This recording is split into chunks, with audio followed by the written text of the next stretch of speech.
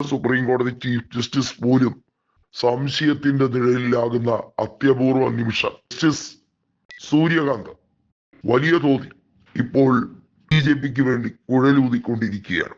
അതിന്റെ ഏറ്റവും ഒടുവിലത്തെ പരിണാമമാണ് അദ്ദേഹം ആന്തോളൻ ജീവികൾ എന്ന രീതിയിൽ പ്രധാനമന്ത്രി പറഞ്ഞതിന് സമാനമായി ക്ഷുദ്രജീവികൾ എന്ന് രാജ്യത്തെ ചെറുപ്പക്കാരെ, അഭ്യസ്തവിദ്യരായ തൊഴിലില്ലാത്ത ചെറുപ്പക്കാരെ പറഞ്ഞത് എന്ന് ഇതിനോടകം തന്നെ വ്യക്തമായി കഴിഞ്ഞിരിക്കുകയാണ്.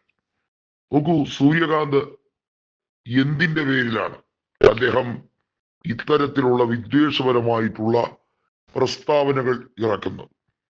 അദ്ദേഹം രാജ്യത്തെ ഭരണഘടനയുടെ കസ്റ്റോഡിയനാണ് എന്നിരിക്കെ ആ ഭരണഘടനയെ നോക്കി കൊഞ്ഞന കുത്തുകയല്ലേ എന്നുള്ള ചോദ്യമുണ്ട്. ഇവിടെ രണ്ട് വിഷയങ്ങളുണ്ട്. സുപ്രീം കോടതി, പ്രത്യേകിച്ചും ചീഫ് ജസ്റ്റിസ് കൂടി തെരഞ്ഞെടുപ്പ് കമ്മീഷനെ അപ്പോയിന്റ് ചെയ്യുന്ന പാനലിൽ അംഗത്വം വേണം എന്ന് വാദിച്ചത് കോൺഗ്രസ് ആണ്. എന്നാൽ സുപ്രീം കോടതിക്ക് പരമാധികാരമൊന്നും തന്നെ ഇല്ല എന്നും സുപ്രീം കോടതി ചീഫ് ജസ്റ്റിസ് അതിനുവേണ്ടി വെള്ളം കോരണ്ട എന്നും പറഞ്ഞ് പരിഹസിച്ചത് സംഘപരിവാറും BJP സർക്കാരുമാണ്. നേരത്തെ തന്നെ BJPയുടെ പ്രതിനിധി എന്ന രീതിയിൽ തന്നെയാണ് രാജ്യത്തിന്റെ രാഷ്ട്രപതി വലിയ രീതിയിൽ സഞ്ജയ് ഖന്നയോടും അതേപോലെ തന്നെ BR ഗവായിയോടും കൊമ്പ് കോർക്കാൻ ശ്രമിച്ചത് പരമാധികാരത്തെ സംബന്ധിക്കുന്ന കാര്യത്തിൽ.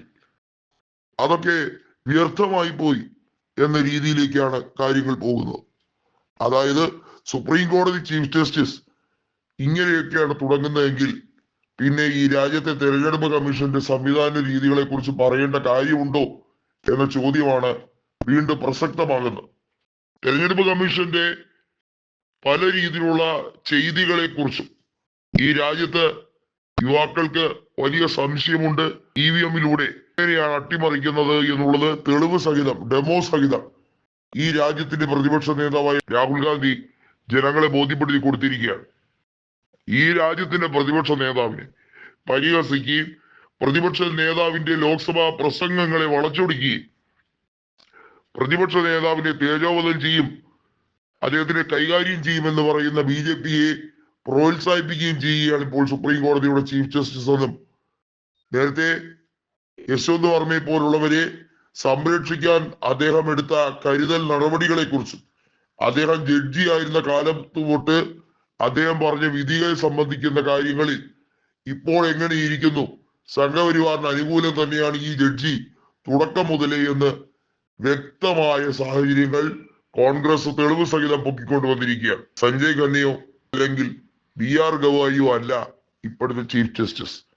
അവർ രണ്ടുപേരും തെളിച്ച നേരിന്റെയും നെറിയുടെയും പാത എന്നേ വെട്ടിമൂടപ്പെട്ടു.